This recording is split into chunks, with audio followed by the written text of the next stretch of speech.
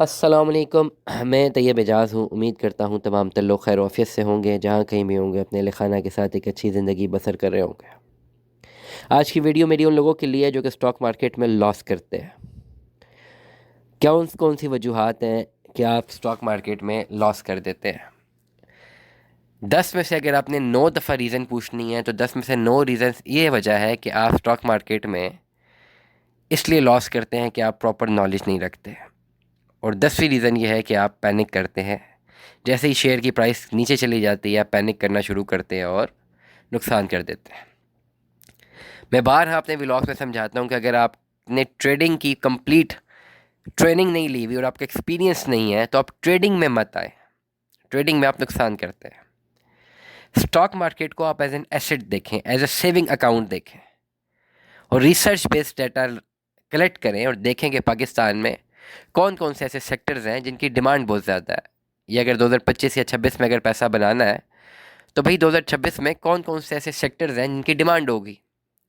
ये थोड़ी रिसर्च आपको करनी पड़ती है और मैं अपने व्लॉग्स में ये रिसर्च आपसे फ्री ऑफ कॉस्ट शेयर करता हूँ। जब आपको ये फिगर आउट हो जाए कि भाई फ़लाना सेक्टर है, ये पैसा बनाता है या इसकी डिमांड है पाकिस्तान में, या इसमें मौजूद जो कंपनीज हैं ये पैसा बनाती हैं, जिसका मतलब ये है कि आप उस सेक्टर में इन्वेस्टमेंट कर सकते हैं। देन आपने अपनी रिसर्च को फ़िल्टर आउट करना पड़ता है कि भाई उस सेक्टर में कौन कौन सी ऐसी कंपनीज़ हैं जिनके शेयर स्टॉक मार्केट में लिस्टेड है। फिर आप उनके शेयर्स को जाके देखते हैं और उनका एक 4 से 5 साल का ग्राफिकल एनालिसिस देखते हैं कि भाई अगर 4 साल पहले यहाँ इन्वेस्टमेंट की होती तो आज कहाँ पे होता, 3 साल पहले की होती तो कहाँ पे होता, 2 साल पहले की होती कहाँ पे होता, साल पहले की होती कहाँ पे होता। कंप्लीट रिकॉर्ड्स देखते हैं, एनालाइज करते हैं, चार्ट एनालिसिस करते हैं। उसके बाद आप देखते हैं कि भाई 3 से 4 सालों में या जिस साल में ये प्राइस ऊपर गई है शेयर की, उस वक्त मुल्क की पॉलिटिकल सिनेरियोज क्या थे और इकोनॉमिक इंडिकेटर्स क्या थे। सबसे बड़ी इंपॉर्टेंट चीज़ इकोनॉमिक इंडिकेटर्स क्या थे। वो इकोनॉमिक इंडिकेटर्स को आप एक को रिलेशन बनाते हैं कि भाई इकोनॉमिक इंडिकेटर्स ये आ रहे थे और ये हमें ग्रोथ देखने को मिली। सिंपल सा आसान सा फार्मूला बच जाता है कि वही इकोनॉमिक इंडिकेटर्स आप अगले साल के लिए देखते हैं।